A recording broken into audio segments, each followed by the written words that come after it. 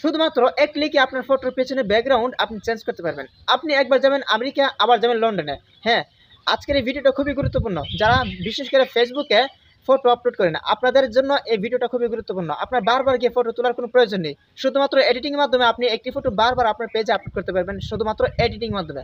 তো চলুন এই কাজটা কীভাবে করবেন স্ক্রিনের মধ্যে। তো প্রথমে যে কাজটা করবো সেটা হচ্ছে আমার প্লে স্টোরটা ওপেন করবো। প্লে স্টোরটা ওপেন করার পরে এখানে চারবার আছে, চারবার চার্জ দেবো পেজ আপ।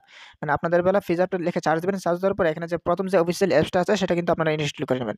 আমার এই অ্যাপসটা আগে থেকে ইনস্টল করা আছে, এখন কিন্তু আর ইনস্টল করার কোনো প্রয়োজন নেই। অবশ্যই আপনারা এই অ্যাপসটা অফিসিয়াল অ্যাপসটা অবশ্যই ইনস্টল করবেন। আমি এখান থেকে এখন বের হয়ে যাচ্ছি, বের হয়ে আমি আমার পেজ আপ অ্যাপসে চলে যাচ্ছি। অবশ্যই আপনাদের বেলা কিন্তু অনেকগুলো ডিটেলস তথ্য চাইবে, অবশ্যই সেগুলো আপনারা সাবমিট করে দেবেন। এখন আমি এখান থেকে এখানে প্রবেশ করলাম, প্রবেশ করার পরে এখানে আমি চলে গেলাম গ্যালারিতে। গ্যালারিতে চলে যাওয়ার পরে অবশ্যই আমি একটু নিচের দিকে স্ক্রল ডাউন করবো। এখানে আমার মন মতো একটি ফটো এখান থেকে সিলেক্ট করে দেবো। যে ফটোটা আমি এখান থেকে কাজ করতে চাচ্ছি, কথা আমি ফটোটা নিয়েছি। এখন আমার এই ফটোটার মধ্যে একটু কাজ করব। এখন আমার যে মানে ফেসটা আছে, মানে আমার মুখটা যা আছে, আমি এখানে একটু টাচ করব। আপনাদের বেলা একটু টাচ করা লাগতে পারে। সো এখন আমি যে কাজটা করব, আমি প্রথমেই কিছু কাজ করব। আমি যে বললাম যে লন্ডন, আমেরিকা আপনার এক ক্লিকে যাবেন, এটা আমি আজকে প্রমাণ করব।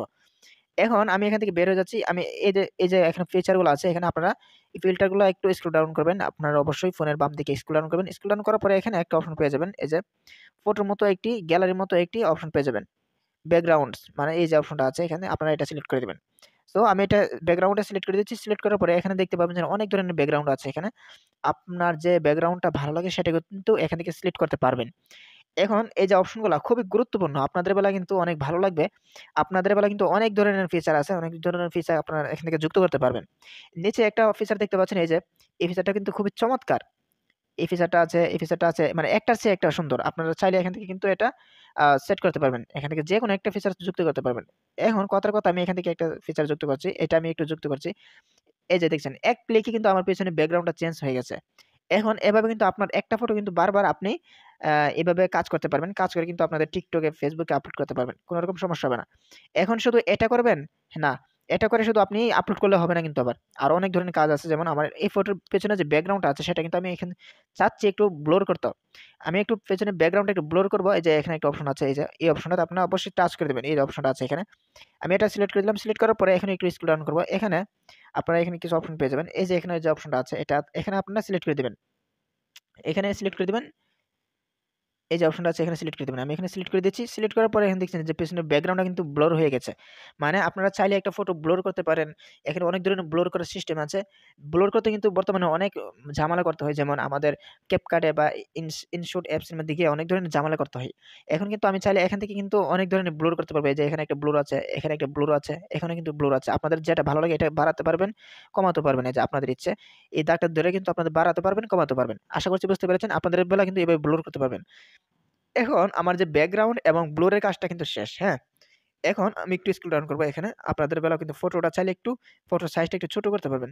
এক ফটো বারবার কিন্তু এক মাপের ফটো আপলোড করবেন না। এই যে এই ফটোটা এখান থেকে কিন্তু আপনারা চাইলে ফটোটা ছোট করতে পারবেন, ছোট মাপের করতে পারবেন। এখন আমি একটু স্ক্রল ডাউন করছি। এখানে কিছু অপশন আছে, যেমন আমি এখানে চশমা আছে।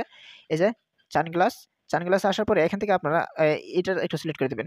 সিলেক্ট করার পরে দেখতে পাবেন যে আমার এখানে এই যে একটা চশমা লেগে গেছে। এখন একেকটা ফটোর বেলা কিন্তু একেকটা চশমা আসবে, ঠিক আছে? এখন আমরা এই ফটোর মধ্যে চশমাটা ঠিকভাবে লাগে নাই।